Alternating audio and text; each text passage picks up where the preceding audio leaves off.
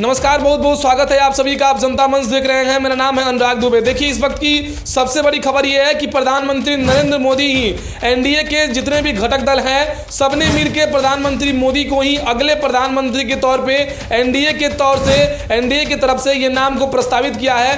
कल रात को एनडीए की भारी मीटिंग चली जिसमें 1 घंटे तक की लगातार मीटिंग में 22 बड़े नेता जो एनडीए के हैं वो सब शामिल थे। अनुप्रिया पटेल से लेके एकनाथ शिंदे, रामविलास पासवान के बेटे चिराग पासवान इत्यादि जितने भी बड़े नेता हैं, सभी लोग, सभी घटक दल के नेता हैं एनडीए के, वो सभी एक साथ बैठे थे। बगल में चंद्रबाबू नायडू और उसके बगल में नीतीश कुमार भी बैठे थे और साथ ही जितने भी नेता हैं वो सभी बैठे थे। और ये नाम प्रस्तावित कल रात ही हो चुका था कि नरेंद्र मोदी ही एनडीए के तरफ से प्रधानमंत्री पद के जो उम्मीदवार है वो ही हैं और वो ही आगे प्रधानमंत्री बनेंगे, क्योंकि स्पष्ट कर दिया गया है, नेता भी चुन लिया गया है, उम्मीदवार नहीं नेता ही चुन लिया गया है। और 4 जून के बाद जब नतीजा आया उसके बाद लगातार ये कहा जा रहा था कि अब भारतीय जनता पार्टी अपनी सरकार बचा पाए, एनडीए अपनी सरकार बचा पाए, वही सबसे बड़ी बात होगी। लेकिन एनडीए ने सूझबूझ के साथ जितने भी घटक दल हैं सभी के साथ बातचीत किया है, लेकिन इस बातचीत के बीच में कई सवाल जो हैं वो खड़े हो रहे हैं। सवाल ये खड़े हो रहे हैं कि क्या नीतीश कुमार बार्गेनिंग कर रहे हैं, क्या नीतीश कुमार भारतीय जनता पार्टी के साथ बार्गेनिंग कर रहे हैं,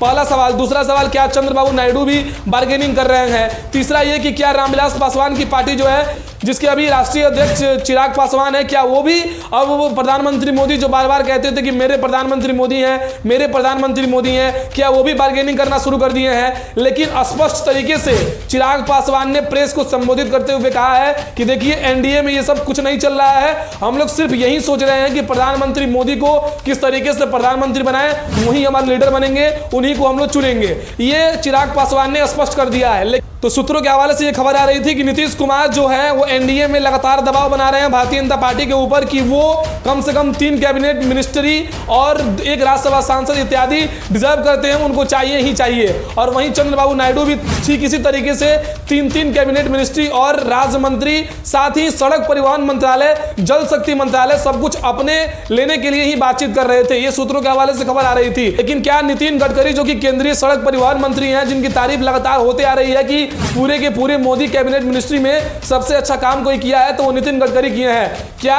भाजपा झुकते हुए नितिन गडकरी की जो मंत्रालय है सड़क परिवहन मंत्रालय अब चंद्रबाबू नायडू के खाते में देगी। लेकिन चिराग पासवान ने प्रेस कॉन्फ्रेंस करते हुए कहा कि नहीं, ये सब कुछ नहीं हो रहा है, हम लोग कुछ भी मांग नहीं कर रहे हैं, हम लोग का सिर्फ एक ही योजना है कि प्रधानमंत्री नरेंद्र मोदी ही प्रधानमंत्री के तौर पे शपथ लें और उसी की तैयारी की जा रही है। ये सब अफवाह है और अफवाह पे हम विश्वास नहीं करते हैं। सीधे सीधे तरीके से ये प्रेस कॉन्फ्रेंस में ये कह दिए हैं। अभी सियासत में, अभी सियासी घराने में लगातार भूचाल चल रहा है, क्योंकि राजनीतिक समीकरण बैठ नहीं रहे हैं, क्योंकि लगातार इंडिया गठबंधन की तरफ से कहा जा रहा है कि कई लोग कह रहे हैं कि अभी खेला होना बाकी है, जैसे तेजस्वी यादव भी कह रहे हैं कि अभी खेला होना बाकी है। वहीं दूसरी ओर एनडीए की जितने भी घटक दल हैं सभी मिलकर और जितने भी एनडीए के कार्यकर्ता हैं सभी मिलकर प्रधानमंत्री मोदी के अगले प्रधानमंत्री के तौर पर, तीसरी बार प्रधानमंत्री के तौर पर शपथ ग्रहण की तैयारी कर रहे हैं और वो मान लिए हैं कि वही हमारे प्रधानमंत्री हैं, वही मेरे प्रधानमंत्री रहेंगे। तो इस बात में लगातार सियासत भूचाल चल रही थी। आपको क्या लग रहा है कि क्या नीतीश कुमार और चंद्रबाबू नायडू के मांग के आगे प्रधानमंत्री मोदी झुक जाएंगे?